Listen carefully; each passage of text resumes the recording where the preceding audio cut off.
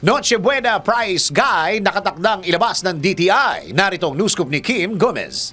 Nakatakdang maglabas ang Department of Trade and Industry ng price guide para sa Noche Buena products. Ito'y sa kabila ng nakabinbing price hike petisyon para sa holiday ham na maaaring tumaas ng 4%. Ayon kay DTI Undersecretary Maria Blanca Kim Bernardo Loquin, pansamantala lamang ang price guide. Tatanggalin ito sa ikalawang linggo ng Nobyembre dahil hindi lahat ng mga manufacturer ay nagsumite ng kanilang posisyon at mga presyo. Kaugnay nito, sinabi ni DTI Yusek Bernardo Loquin na nakakuha naman sila ng suporta mula sa Federation of Filipino-Chinese Chambers of Commerce and Industry Incorporation na huwag munang magkasa ng anumang pagtaas ng presyo ngayong taon. Kabilang sa mga miyembro ng FFCCCII ay ang local retailers, Merchants Association at mga food manufacturer. At yan ang news scoop. Ako si Kim Gomez, nagbabalita ng tama, naglilingkod ng tama.